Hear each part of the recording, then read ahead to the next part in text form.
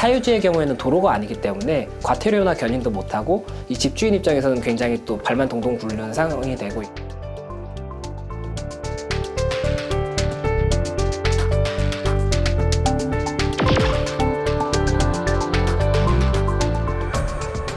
몇 년 동안 제가 이런 일을 겪으면서 얘기를 해도 그냥 돌아오는 대답은 없어요.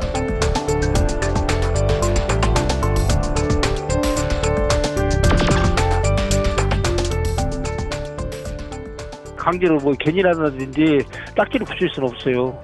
저희 뭐 행정기 가서 어떻게 할 수 없으니까 저희 뭐 경찰한테 연락해도 마찬가지일 거예요.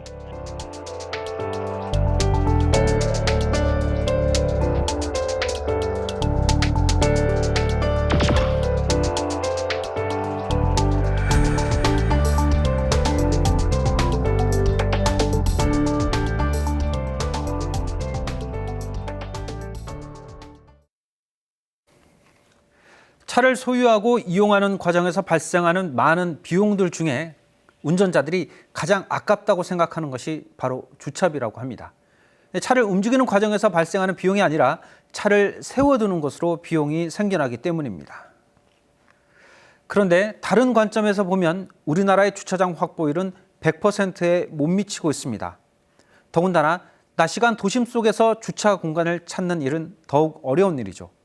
이런 이유에서 최근에는 주차장 사업도 꽤 각광을 받는 분야라는 말까지 나오고 있습니다. 그런데 그 주차 비용을 아끼자고 남의 주차 공간을 침범하거나 심지어는 경제적인 피해까지 주는 일이 생겨나고 있습니다. 또 차를 빼달라는 요구를 묵살하거나 무시하기까지 합니다. 심지어 인터넷에 빌라 불법 주차를 검색하면 수천 건의 하소연이 나오고 있습니다. 심층 취재 쌍심지, 이번 시간엔 당하는 사람은 울분이 터지지만 가해자는 마음이 편한 사유지 무단주차 그 현장 속으로 들어가 보겠습니다. 판교에서 자동차 정비 일을 하고 있는 김경훈 씨. 하루에도 수십 대의 차량이 오가는 김 씨의 일터는 늘 분주합니다. 그런데 얼마 전 황당한 일을 당했습니다. 아침에 8시, 오전 8시에 차량 출고가 있어가지고 그래서 제가 아침에 한 7시 반 조금 넘어서 나왔는데 차량이 이제 한 대가 주차가 돼 있으니까 이제 차는 나가야 되고 해서 전화를 드렸죠. 전화를 드렸는데 일단 전화를 안 받으시는 상황이었어요. 그래서 너무 아침 일찍이라서 안 받으시나 보다 그러다가 8시에 손님 오시니까 그때 다시 한번 전화해보자 기다렸다가 8시에 전화했는데 안 받으시고 고객님은 이제 여기까지 오셨고 차 출고 받으시러 김 씨의 가게 안에는 당장 출고해야 하는 차가 대기 중이었습니다. 하지만 무단주차 차량의 주인에게 연락이 되지 않아 김 씨는 부득이하게 자신의 고객에게 적지 않은 교통비를 지출해야 했습니다.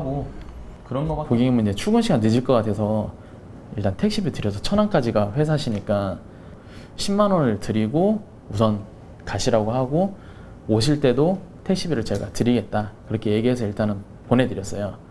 보내드리고 나서도 이제 계속 전화를 했는데 그냥 안 받으세요.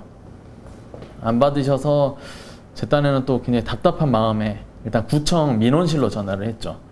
그래서 이거를 구청 민원실의 답변은 오히려 김 씨를 더욱 당황하게 했습니다. 단속 지역이 아니라는 겁니다. 어디다가 하면 신고를 해야 되냐 그랬더니 경찰서에다가 신고를 하라고 그렇게 얘기를 하더라고요. 그래서 알겠습니다 하고 전화 끊고 이제 이쪽 지역 파출소 전화번호 모르니까 112로 접수를 했죠. 경찰 업무 중에 불법 주차 단속을 하는 그런 업무는 없다. 112 상담 지원이.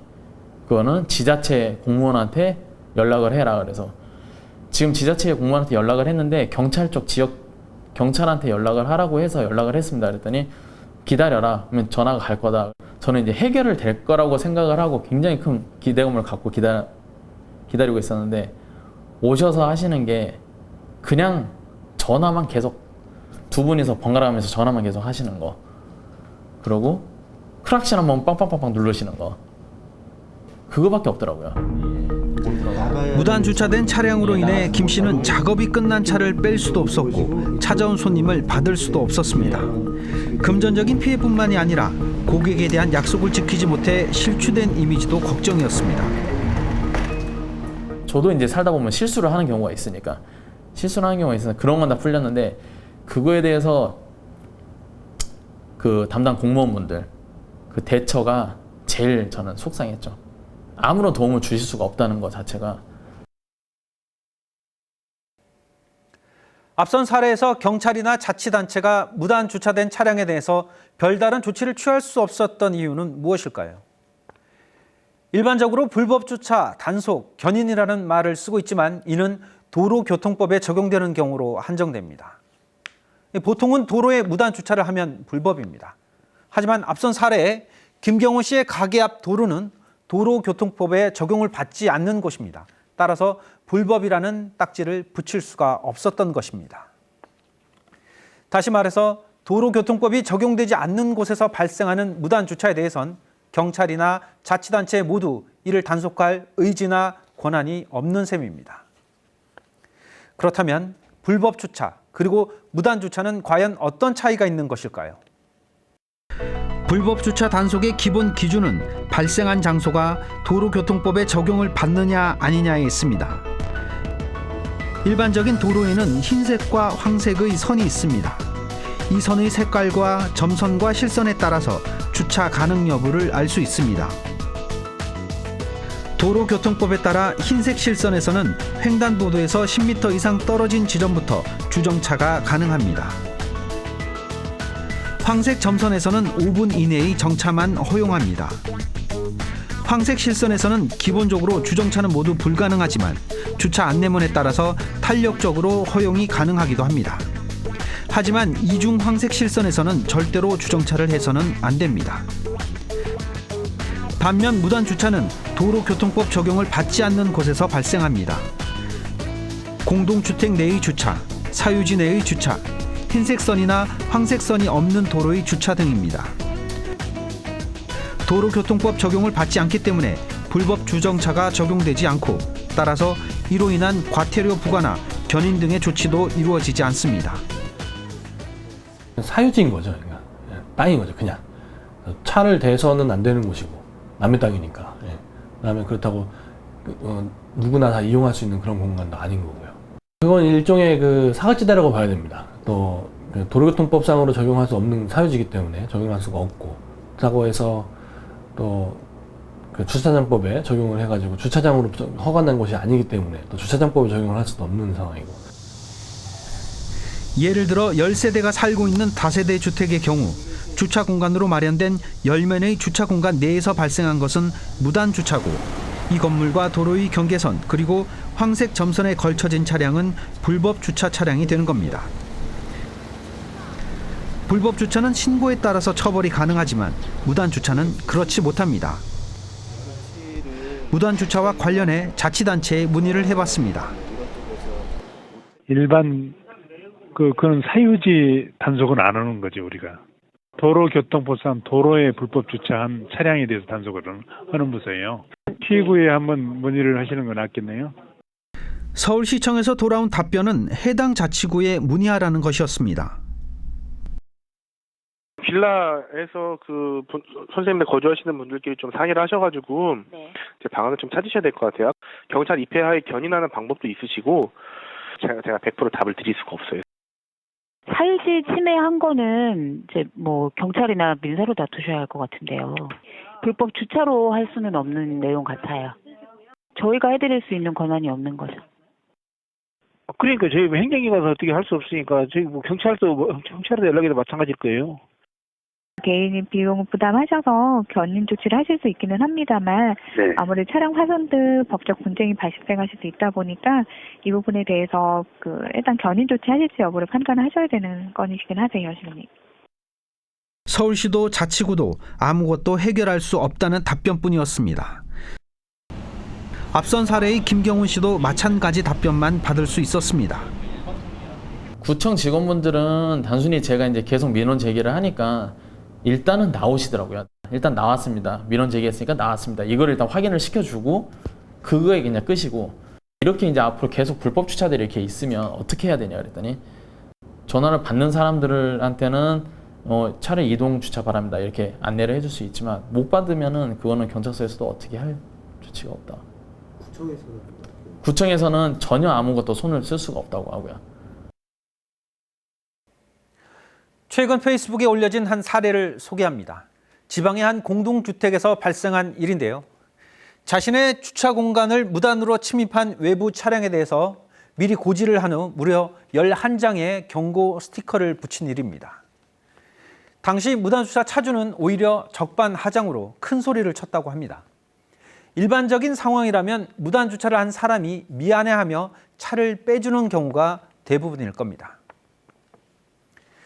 그렇다면 무단주차로 인해 피해를 입은 사람들은 어떤 조치를 할 수 있을까요?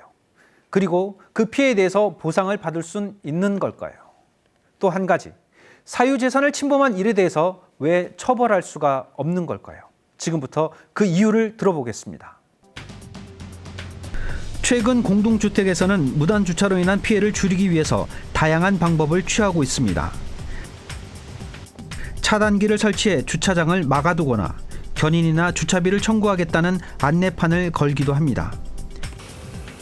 하지만 사유지에 무단으로 주차를 해도 아무런 제재 방법이 없다는 사실 탓인지 적반하장으로 무단 주차를 한 뒤에 큰 소리를 치는 운전자도 존재했습니다.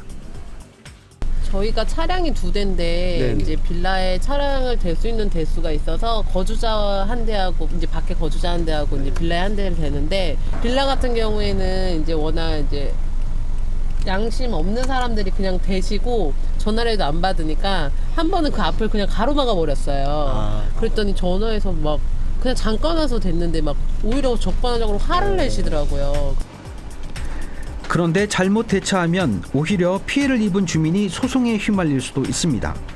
홧김에 무단 주차 차량의 바퀴에 잠금 장치를 걸어두거나 스티커를 붙이는 행위 등이 민사 소송으로 이어질 수 있다는 게 전문가들의 조언입니다.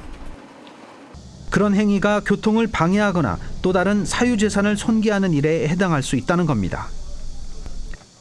사유지 같은 경우에는 도로교통법상 적용이 안 되기 때문에 견인이나 뭐 과태료 이런 거를 함부로 할 수가 없습니다. 그리고 이거를 뭐 사비로 견인을 한다고 하더라도 오히려 내 땅을 침범한 물건이긴 하지만 남의 물건이기 때문에 이걸 함부로 하면 손해배상을 오히려 청구를 당할 수가 있거든요.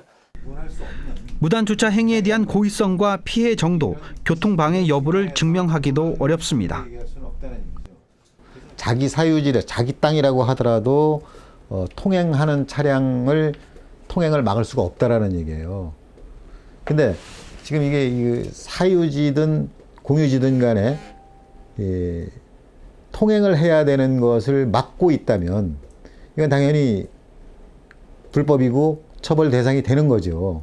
근데 여기에서 이제 교통방해죄를 이제 적용을 하려면 이제 그 고의성이 인정이 돼야 된다는 거죠.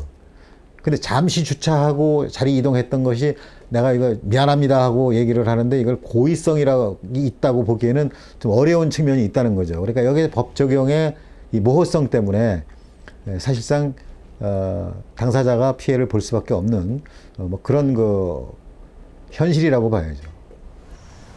피해자가 무단주차 차량의 통행을 막게 되면 가해자와 피해자가 뒤바뀌는 결과를 낳기도 합니다.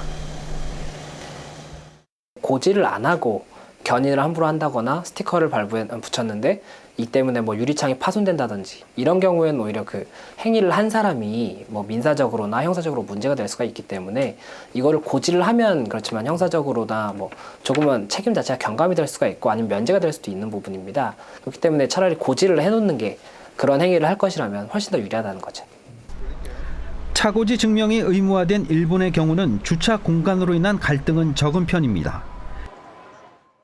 다른 해외의 경우도 단속 자체를 강력하게 시행하고 유료 주차 공간을 늘려 주차는 당연히 돈을 내는 것이라는 인식이 자리 잡고 있습니다. 해외 사례 같은 데 보면 불법 주차를 했다 그러면 뭐 애누리가 없습니다. 그러니까 딱 불법 주차 사실이 발견이 딱 되면 우리는 뭐 봐주거나 좀 이따 다시 와서 다시 보거나 이러잖아요. 근데 그 해외에서는 딱 적발이 되면 바로 그냥 차 유리 앞에 그 흡착판을 딱 붙여요. 그래가지고 그게 붙이면 떨어지질 않는 거예요. 그래서 그게 인터넷으로 이제 벌금을 납부해야만 이게 턱 떨어지는데 손으로 많이 뜯으면 유리창이 같이 뜯어져요. 깨져요. 그래서 그런 것들을 다 설치를 하고 뭐 차 바퀴 못 움직이게 설치하고 뭐 그래도 차 안 뺀다 그러면 그냥 통째로 견인해 가는 거죠. 또 악의적으로 또는 상습적으로 남의 주차 공간을 침범하지만 않는다면 잠깐의 무단 주차에는 관대한 경우가 많습니다. 이게 언제 또 들대나지? 금방 떨어진다고. 근데 뭐 자꾸 차 잠깐 떼고 가는 거로 뭐 자리가 공간이 있는데 잠깐 떼고 동사무소 볼 일 좀 하고 가겠습니다 보는데 그 대지 마라 소리도 할 수가 없다고. 좀 상식이 있어서 네. 그 차량 번호를 적어 놓거든요. 그럼 이렇게 네네네. 잠시 동사무소에 이렇게 업무 보고 이러는 경우는 네네네. 상관이 없는데 차량 번호가 상습적으로 자주 되는 경우에는 이야기를 하고요. 가끔 가다가 대고 가는 경우에는 그냥 놔두고 그렇습니다. 무단 주차로 인해 남에게 피해를 준다는 인식을 갖는 것이 당연하고 그런 상황에서는 약간의 무단 주차는 허용할 수도 있다는 겁니다. 하지만 이런 법의 허점을 악용해 무단 주차를 하고서도 큰 소리를 치는 경우에는 어떻게 해야 할까요? 피해를 입은 사람이 소송에 쫓긴다면 어떻게 대처해야 할까요? 이런 주차 갈등은 주차 공간이 부족한 데서 기인합니다. 우리나라의 주차장 확보율은 지난 1995년 52.2%에 불과했지만 20년이 지난 2015년에는 96.8%까지 증가합니다. 이 차량 10대 중 9대 이상이 지정된 주차 공간이 있다는 이야기입니다. 하지만 전문가들은 차량을 이용하는 과정에서 발생하는 주차 수요를 충족시키기 위해선 주차장 확보율이 130%까지 높아져야 한다고 지적하고 있습니다. 그리고 시민들의 주차에 대한 생각도 바뀌어야 한다고 주장하고 있습니다. 내가 급할 때 잠시 한 번 실례하는 것이지만 피해를 당하는 사람의 입장에선 매번 혹은 매일 일어날 수 있는 일이라는 것을 인식해야 한다는 것이죠. 그리고 한 번 가지고 뭘 그러느냐 혹은 법대로 해라 법대로 해 이렇게 잘못을 저지르고도 당당하게 나서는 사람들을 꼬집고 있습니다. 사실 이 문제를 법대로 처리할 수 있다면 논란이 될 필요도 없었을 것입니다. 지금부터는 무단 주차를 막을 제도적 장치에 대해서 알아보겠습니다. 단속 권한이 있는 공무원은 황색선이 있는지를 따지고 경찰은 교통방해가 반복적인지를 묻습니다. 절차와 규정에 따라 단속해야 하기 때문이지만 공동주택 주차장과 같은 사유지에 대한 규정은 어느 곳에서도 찾아볼 수 없었습니다. 현재는 지금 할 수 있는 방법이 소방차가 출동할 때 막고 있는 차량을 소방 공무원들이 고발할 수 있도록 돼 있어요.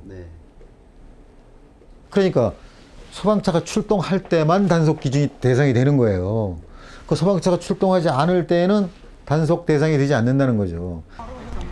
단속할 방법은 있지만 현실적으로 단속이 이루어지는 일은 거의 없는 상황입니다.